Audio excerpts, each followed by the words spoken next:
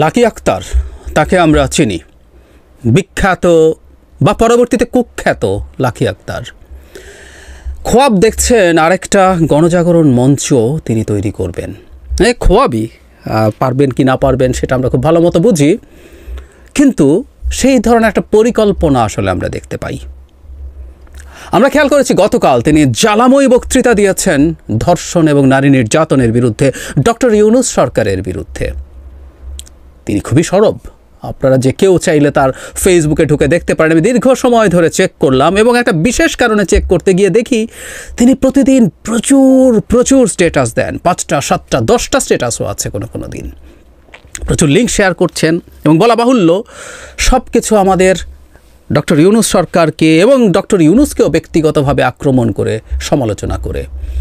করতেই পারেন যে কেউ, আমরাও অনেকে করছি, কেউ ইভেন সরকার গঠিত হওয়ার পরপর থেকে করছে, কিন্তু তারপর একটা কনটেক্সট থাকে তিনি আগে কি করতেন সেটা।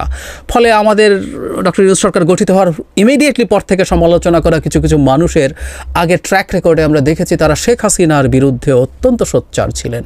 সুতরাং এটাকে আমরা একটা পয়েন্ট অফ ভিউ থেকে দেখব, কারণ কনটেক্সট ম্যাটার্স। সো আমি আসলে ওনার ফেসবুকটা পুরোটা দেখতে চেষ্টা করেছিলাম তিনি জুলাই অগাস্টে কি ফেসবুক স্ট্যাটাস দিয়েছেন সেটা দেখার জন্য।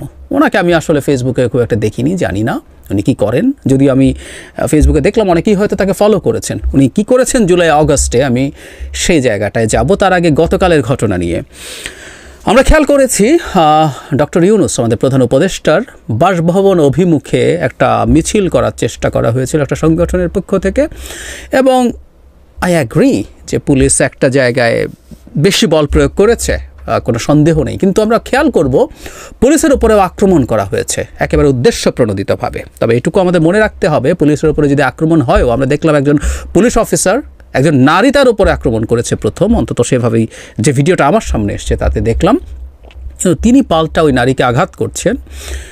আমাদের পুলিশকে আসলে এই ধরনের সিচুয়েশন ট্যাকল করার জন্য প্রস্তুত থাকতে হবে। পুলিশ আঘাত পেতে পারেন, কেউ তাকে আক্রমণ করতেও পারে, সেগুলো তারা কিভাবে হ্যান্ডেল করবেন। এবং যেখানে নারীরা উপস্থিত আছেন সেই জায়গায় যথেষ্ট পরিমাণ নারী পুলিশ কেন নেই, আমি সেটাও অবাক হয়েছি। আমাদের অনেক নারীকে এই নারীরা চক্রান্ত করতে আসলেও কেউ এসেছেনও হয়তো, তাদেরকে তাদের সম্মান, তাদের সম্ভ্রম সব কিছু এবং তার প্রতি ভায়োলেন্ট হওয়া, তার প্রতি যদি বল প্রয়োগ করতে হয় সেটা একজন নারী পুলিশের মাধ্যমে হবে, সেটা আমরা একেবারে কোনোরকম কোনো যদি কিন্তু ছাড়া চাই। সুতরাং প্রচুর নারী পুলিশের উপস্থিতি দরকার ছিল, কিন্তু আমরা দেখেছি মানে নারীরা পুরুষ পুলিশের হাতে নিগৃহীত হচ্ছেন, বল প্রয়োগের শিকার হচ্ছেন। বল প্রয়োগ লাগতে পারে, পুলিশ একটা বল প্রয়োগকারী প্রতিষ্ঠান, কিন্তু আমরা প্রায় যেটা বলি পুলিশকে প্রপোর্শনেটলি বল প্রয়োগ করতে পারতে হবে, লেজিটিমেটলি লিগালি বল প্রয়োগ করতে হবে, সেক্ষেত্রে ডিসপ্রপোর্শনেট বল প্রয়োগ না করে, ইললিগাল এবং ইললেজিটিমেট বল প্রয়োগ না করে সেটা যাতে হয়। সুতরাং গতদিনের ঘটনাটা পুলিশের ম্যাল হ্যান্ডলিং ছিল এবং বলা বাহুল্য ওখানে একটা কেওস তৈরির চেষ্টাও ছিল, কারণ পরবর্তীতে আমরা দেখেছি লাকি আক্তার জ্বালাময়ী ভাষণ দিচ্ছেন, মানে কি বিভৎসতা ঘটে গেছে। একমত আমরা এটা একটা জায়গায় সবাই কম বেশি একমত আছি, দেশের আইনশৃঙ্খলার অবস্থা ভালো না, নারীদের নিরাপত্তা নিয়ে প্রশ্ন এসছে। যদিও 8 বছরের কেউ ধর্ষিত হয়েছে বাংলাদেশে, 8 না 8ও অনেক বেশি বয়স ধর্ষিত হওয়ার পক্ষে। বাংলাদেশে 4 বছরের 3 বছরের 5 বছরের শিশু ধর্ষিত হয়েছে, মারা গেছে। শেখ হাসিনার সময়ও প্রচুর ছিল, সব সময় ছিল। কিন্তু এখন একটা সোকল্ড মুভমেন্টের চেষ্টা হচ্ছে বলেই বলছি। নাগরিকরা প্রতিবাদ করতেই চাই, কিন্তু যখন লাকি আক্তাররা নামেন তখন এই প্রশ্ন আসতে পারে, কারণ এই লাকি আক্তার গণজাগরণ মঞ্চের অন্যতম অ্যাক্টিভিস্ট হয়ে আওয়ামী লীগ এবং ভারতের পারপাস সার্ভ করেছিলেন।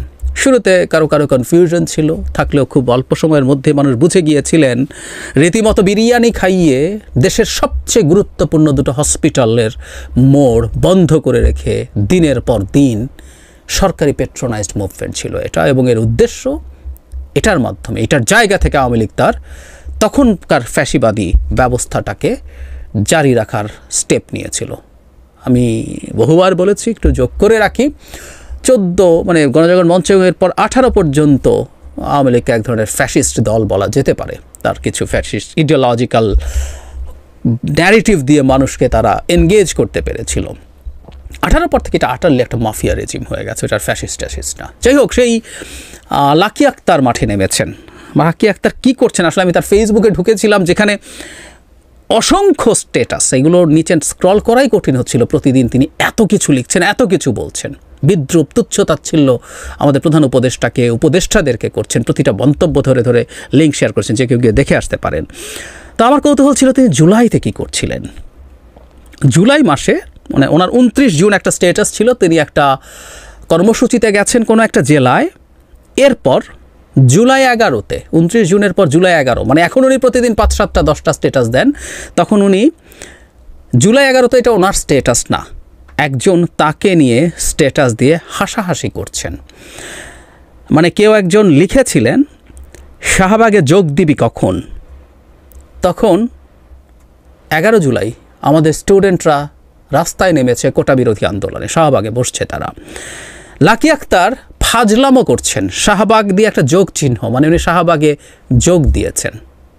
এটা ফাজলামোর বিষয় লাকি আক্তারের কাছে। 11 তারিখে ওনার স্ট্যাটাস না, উনি 29 তারিখ স্ট্যাটাস দিয়েছিলেন। 11 তারিখে আরেকজন তাকে ট্যাগ করেছে, সেই ট্যাগে তারাও হাসাহাসি করছেন, যিনি তাকে ট্যাগ করে আপু ফানি ইমোজি। জুলাই 15-তে ঢাকা ইউনিভার্সিটিতে পেটানো হলো, আমাদের বোনদেরকে কি বিভৎসভাবে পেটানো হয়েছে, রক্তাক্ত করা হয়েছে আমরা দেখেছি।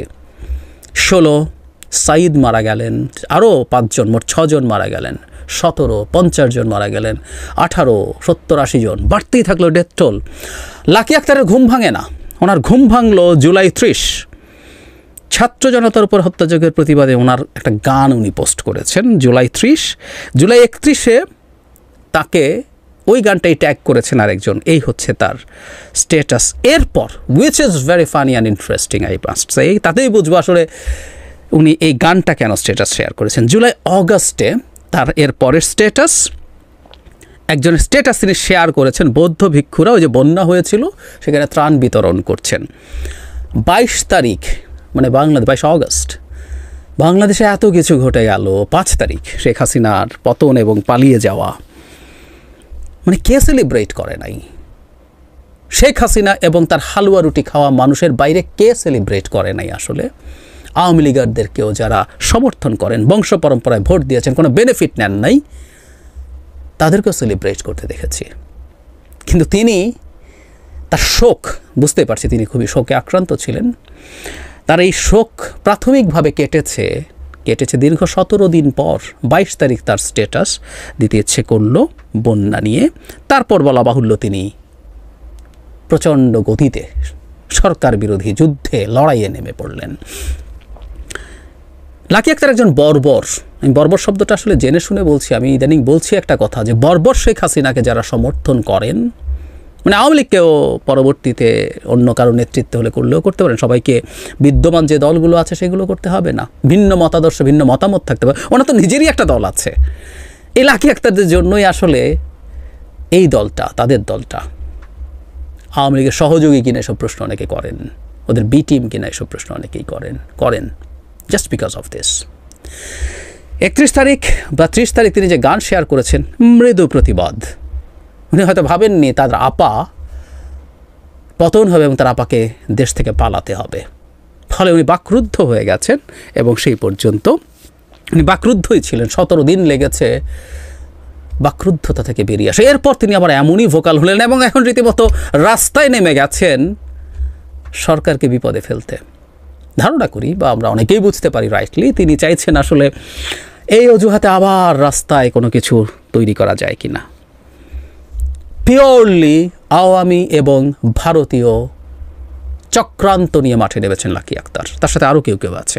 আমি বলছি না অপরাপর যারা এই মুভমেন্টে আছেন তারা তাই সেই কারণে আছেন, নো, সরকারের ব্যর্থতা আছে, চরম ব্যর্থতা আছে। ইভেন এই রেপের ঘটনার চাইতেও বড় ব্যর্থতা আছে, কারণ রেপে যারা ভিকটিম আছে তাদেরকে যারা আসামি আছেন, অভিযুক্ত আছেন, তাদেরকে গ্রেফতার করা হয়েছে, ভিকটিমের জন্য সর্বোচ্চ চিকিৎসার ব্যবস্থা করা হয়েছে।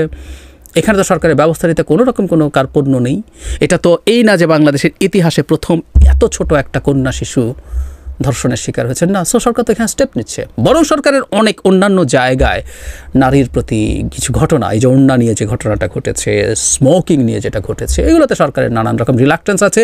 এবং ওটা সহ যাবতীয় নির্যাতন নিয়ে যে নারীরা বা পুরুষরা মাঠে নেমেছেন তাদের প্রতি আমরা শ্রদ্ধা রাখি এবং আমরা অবশ্যই মনে করি মানুষ এগুলো নিয়ে মাঠে থাকতে পারে। কিন্তু লাকি আক্তাররা না। যে মানুষটা আওয়ামী লীগের সময়, আওয়ামী লীগের এই বিভৎসতম বর্বরতার সময় যে দুটো লাইন লেখে নাই, তার কোনো অধিকারই নাই বাংলাদেশে এখন সরকারের কি করছে না করছে সেটা নিয়ে কথা বলার। Full stop. কে যখন বলতে আসে আমরা খুব ভালোভাবে বুঝতে পারি এটা এজেন্ডা নিয়ে আসা, ঠিক সেই গণজাগরণ মঞ্চের মতো আওয়ামী লীগ এবং ভারতের এজেন্ডা নিয়ে মাঠে নেমেছেন। এটা দেখা সুখের যে এই মুভমেন্টে, এই নারীদের প্রতি অত্যাচার নির্যাতনের মুভমেন্টে থাকা অনেকেই লাকি আক্তারের সম্পৃক্ততাকে ডিনাউন্স করছেন। আমি আশা করি, আমি বিশ্বাস করি এদেরকে মাঠে যদি আর দেখা যায় সেটা আসলে এই আন্দোলনকে পুরোপুরি প্রশ্নবিদ্ধ করবে এবং সেটা করার জন্যই এই ভিড়ের মধ্যে থেকেই ঘটনা ঘটানোর জন্য তিনি নেমেছেন। লাকি আক্তারদেরকে আমাদের প্রতিরোধ করতে হবে, অন্তত মানুষ যাতে তাদেরকে চিনে রাখে। রাস্তায় নামলেও এবং আমাদের পুলিশকেও বা অন্যান্য সবাইকেও সতর্ক থাকতে হবে, তারা কোনো না কোনো ফর্মে স্যাবোটাজ করতে নামছেন। তারা চাইছেন কোনো একটা সমস্যা তৈরি হোক, যে সমস্যাটা তারা বেচবেন ভারতীয় পত্রিকাগুলোর কাছে, তারা সেগুলো সারা পৃথিবীতে বেচার চেষ্টা করবেন যে বাংলাদেশে এটা হচ্ছে। এবং আমি মনে করি এই লাকি আক্তার সহ তার সাথে থাকা যারা আওয়ামী লীগের সময় একেবারে নিশ্চুপ ছিলেন, এখন ভীষণ সরব, তাদের প্রতি খোঁজ খবর রাখা, তাদের প্রতি নজরদারি রাখা, তাদেরকে বোঝার চেষ্টা করা তারা আসলে কি করতে চাইছেন। প্রত্যেকের অধিকারের পক্ষে আছি, তারা তাদের কথা বলতে পারেন। আমি আবারও বলছি, তারা নামবেন, যদি মনে করেন যে তখন বলেন না এখনই বলার সময়, ডু দ্যাট। কিন্তু আমরা যেন এসব বর্বরদের চিনে রাখি। আর সরকারের কাজ করতে হবে, কারণ বারবার বলছি চক্রান্ত আছে। যদি কোনো না কোনো চক্রান্তের সাথে জড়িত থাকেন, কোনো ষড়যন্ত্রের সাথে জড়িত থাকেন, তাদের বিরুদ্ধে আইনানুগ ব্যবস্থা নিতে হবে। আমরা আওয়ামী বর্বরতার সমর্থকদের, আওয়ামী বর্বরতার ক্ষেত্রে নিশ্চুপদের, আওয়ামী লীগের পতন এবং হাসিনার পালিয়ে যাওয়া সেলিব্রেট না করাদের ক্ষেত্রে আমরা খুব ক্লিয়ারলি বলতে চাই, এরা এই জাতির শত্রু, এই জনগণের শত্রু, এই রাষ্ট্রের শত্রু। বর্বর লাকি আক্তার, বর্বর শব্দটা আমি জেনে শুনে বলছি, আমি মনে করি কেউ আমার সাথে দ্বিমত করতে পারেন। মানে উনি তো রাজনীতি করেন, মানে জুলাই অগাস্ট লাগে না। শেখ হাসিনা বাংলাদেশকে কী করেছেন উনি এত বছর ধরে দেখেন নাই? বিশেষ করে 2018 সালের রাতের বেলায় কি করেছেন নির্বাচনের নামে, বছরের পর বছর কি পরিমাণ অন্যায় অত্যাচার করেছেন, হত্যা, গুম, নির্যাতন, মিথ্যা মামলা, গায়েবী মামলা, ধ্বংস করে দিয়েছেন এই দেশের প্রত্যেকটা প্রতিষ্ঠানকে, মানুষের জীবন শেষ করে দিয়েছেন, লক্ষ লক্ষ কোটি টাকা লুটপাট করেছেন, পাচার করেছেন। তারপরও হাঁপা গেলে কষ্ট পায় যে মানুষগুলো, ওই বর্বররা বাংলাদেশের মানুষ। শেখ হাসিনাও বাংলাদেশেই ছিলেন। কিন্তু আমাদের এই বর্বরদের চিনে রাখতে হবে এবং তাদের কোনো ষড়যন্ত্র আমরা এই দেশে সফল হতে দেব না। Full stop. তাদেরকে তাদের সম্মান, তাদের সম্ভ্রম সব কিছু, এবং তার প্রতি ভায়োলেন্ট হওয়া, তার প্রতি যদি বল প্রয়োগ করতে হয় সেটা একজন নারী পুলিশের মাধ্যমে হবে, সেটা আমরা একেবারে কোনোরকম কোনো যদি কিন্তু ছাড়া চাই। সুতরাং প্রচুর নারী পুলিশের উপস্থিতি দরকার ছিল, কিন্তু আমরা দেখেছি মানে নারীরা পুরুষ পুলিশের হাতে নিগৃহীত হচ্ছেন, বল প্রয়োগের শিকার হচ্ছেন। বল প্রয়োগ লাগতে পারে, পুলিশ একটা বল প্রয়োগকারী প্রতিষ্ঠান, কিন্তু আমরা প্রায় যেটা বলি পুলিশকে প্রপোর্শনেটলি বল প্রয়োগ করতে পারতে হবে, লেজিটিমেটলি লিগালি বল প্রয়োগ করতে হবে, সেটাতে ডিসপ্রপোর্শনেট বল প্রয়োগ না করে, ইললিগাল এবং ইললেজিটিমেট বল প্রয়োগ না করে সেটা যাতে হয়। সুতরাং গতদিনের ঘটনাটা পুলিশের ম্যাল হ্যান্ডলিং ছিল এবং বলা বাহুল্য ওখানে একটা কেওস তৈরির চেষ্টাও ছিল। কারণ পরবর্তীতে আমরা দেখেছি লাকি আক্তার জ্বালাময়ী ভাষণ দিচ্ছেন, মানে কি বিভৎসতা ঘটে গেছে। একমত আমরা এটা একটা জায়গায় সবাই কম বেশি একমত আছি, দেশের আইনশৃঙ্খলার অবস্থা ভালো না, নারীদের নিরাপত্তা নিয়ে প্রশ্ন এসছে। যদিও 8 বছরের কেউ ধর্ষিত হয়েছে বাংলাদেশে, 8 না আরও অনেক বেশি বয়স ধর্ষিত হওয়ার পক্ষে। বাংলাদেশে 4 বছরের, 3 বছরের, 5 বছরের শিশু ধর্ষিত হয়েছে, মারা গেছে। শেখ হাসিনার সময়ও প্রচুর ছিল, সব সময় ছিল। কিন্তু এখন একটা সোকল্ড মুভমেন্টের চেষ্টা হচ্ছে বলেই বলছি। নাগরিকরা প্রতিবাদ করবেন, করতেই চাই, কিন্তু যখন লাকি আক্তাররা নামেন তখন এই প্রশ্ন আসতে পারে, কারণ এই লাকি আক্তার গণজাগরণ মঞ্চের অন্যতম অ্যাক্টিভিস্ট হয়ে আওয়ামী লীগ এবং ভারতের পারপাস সার্ভ করেছিলেন। শুরুতে কারো কনফিউশন ছিল, থাকলেও খুব অল্প সময়ের মধ্যে মানুষ বুঝে গিয়েছিলেন।